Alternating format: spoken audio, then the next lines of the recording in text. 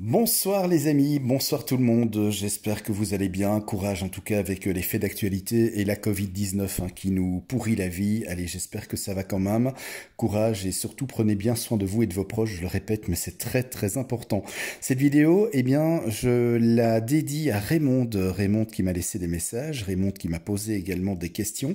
D'ailleurs Raymond, merci pour ton soutien, merci pour les messages que tu m'as laissés, ça me touche énormément, ça fait chaud au cœur, c'est grâce à des personnes comme toi, grâce à des personnes comme vous, que cette chaîne prend de l'importance et surtout c'est grâce à vous aussi eh bien, que finalement cette chaîne effectivement a de plus en plus d'abonnés et ça vraiment je vous en remercie énormément. Merci aussi à Magdalena qui me soutient, je l'embrasse bien fort, n'hésitez pas d'ailleurs à aller sur sa chaîne, Magda Musique, franchement elle fait un travail extraordinaire et honnêtement n'hésitez pas à vous abonner à sa chaîne parce qu'elle le mérite, elle fait un travail vraiment sensationnel. Retenez bien ce mot, allez voir de toute façon au niveau de mes chaînes sur lesquelles je suis abonné, vous allez voir Magda Musique, donc vous pouvez très franchement vous y abonner et liker et commenter ce qu'elle fait comme travail qui est juste un travail extraordinaire.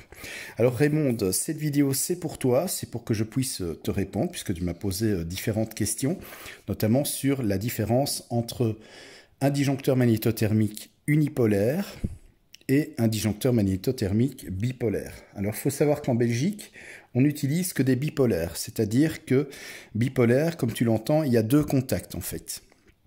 Comme un interrupteur bipolaire, c'est la même chose. Mais je vais te schématiser, comme ça va être beaucoup plus simple. Unipolaire, un seul contact. Donc, on n'a qu'un seul contact, c'est le cas en France. En France, on ne coupe que la phase. Le neutre n'est pas coupé. En Belgique, on est bipolaire, c'est-à-dire que on a deux contacts, comme ceci, qui se ferment et qui s'ouvrent en même temps au niveau du disjoncteur, c'est bipolaire, donc là, on coupe la face L, mais on coupe également le neutre. Si je fais ici pour la France, tu vois, par exemple, unipolaire, lui, le neutre, il n'est pas coupé, il continue. Tandis que nous, on a donc des contacts bipolaires, tout simplement. Donc voilà la différence qu'il y a entre un disjoncteur unipolaire et un disjoncteur bipolaire. Unipolaire, le disjoncteur ne coupe que la phase, il n'y a qu'un seul contact. Au niveau du bipolaire, disjoncteur bipolaire, et bien là, on coupe à la fois la phase et le neutre. Tu m'as également demandé la différence qu'il y avait entre ce qu'on appelle des peignes ou des barrettes de pontage en triphasé et en monophasé. Alors, pour reprendre le cas d'un circuit triphasé 3 fois 400 volts plus neutre, eh bien, si tu regardes ton peigne, en fait, ça se définit comme ceci, en triphasé. Mais attention, quand je dis triphasé, c'est triphasé en vue d'avoir du monophasé sur chaque ligne. Je vais t'expliquer. Tu as L1 neutre, L2 neutre, L3 neutre. Ensuite, on recommence. L1 neutre, L2 neutre, L3 neutre. Voilà, de telle sorte à ce que chaque circuit reçoive à chaque fois du 230 volts avec une phase et le neutre. Ça, c'est pour le peigne triphasé. Dans le cas d'un peigne monophasé, le peigne monophasé, lui, monophasé, donc ça veut dire qu'il n'y a qu'une seule phase et un neutre.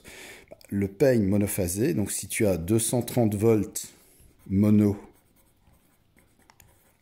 L plus N, L la phase, N le neutre, eh bien ton peigne, ça va être L, N. Puis on recommence. L, N, L, N.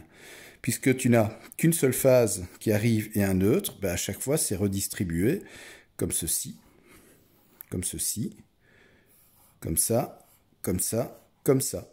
Ça c'est la différence. En fait, en 3 fois 400 volts plus neutre, ton peigne c'est L1 neutre, donc première phase avec le neutre, qui est commun toujours. Puis on amène la deuxième phase avec le neutre pour le deuxième circuit. Troisième circuit, la troisième phase avec le neutre. Quatrième circuit, on recommence. Première phase avec le neutre et ainsi de suite. Donc voilà la différence. Et chez nous en Belgique, pour un 3 fois 230 volts, Donc pour un réseau 3 fois 230 volts, ce qui est le cas ici chez moi, hein, puisqu'en Belgique on a encore du 3 fois 230 volts, en France c'est 3 fois 400 volts plus neutre, donc c'est ce système-là hein, au niveau du réseau triphasé. Chez moi, en fait, mon peigne, si on regarde mon peigne de plus près, ben, j'ai L1, L2, puis j'ai L3. Puis je recommence L1, L2, L3, L1, L2, L3. Premier circuit reçoit L1, L2. Deuxième circuit reçoit L3, L1. Troisième circuit reçoit L2, L3.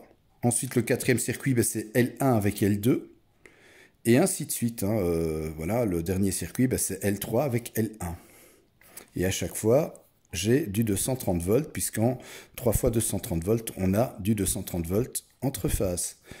Donc voilà, ça c'est la grande, je vais dire, différence entre un 3 fois 400 volts plus neutre, où là tu as le neutre qui est toujours en commun, et tu viens à chaque fois amener une phase avec le neutre, l'autre phase avec le neutre, la troisième phase avec le neutre, et ainsi de suite. Si tu faisais, j'ai déjà vu d'ailleurs des circuits qui ont été câblés comme ça, des électriciens, ou en tout cas des bricoleurs qui se sont trompés tout simplement. Ils avaient un 3 fois 400 volts plus neutre, ils n'ont pas tenu compte du neutre, et ils ont raccordé leur installation comme un 3 fois 230. Là, le problème, absence de neutre, ça veut dire qu'on n'a plus de 130 volts entre phases, mais on a 400 volts. Je ne te dis pas les dégâts que ça a fait sur l'installation électrique, et notamment, surtout, sur les appareils qui étaient branchés. Ça a été catastrophique. Donc voilà. La différence, donc, comme je te l'ai dit, entre un circuit monophasé, eh bien simplement, on a une phase et un neutre à chaque fois, une phase et un neutre, une phase et un neutre, une phase et un neutre. Le 3 fois 400 volts plus neutre, et bien à ce moment-là, le peigne, c'est une phase. Donc la première phase est le neutre, la deuxième phase est le neutre, la troisième phase est le neutre, la première phase est le neutre, et ainsi de suite.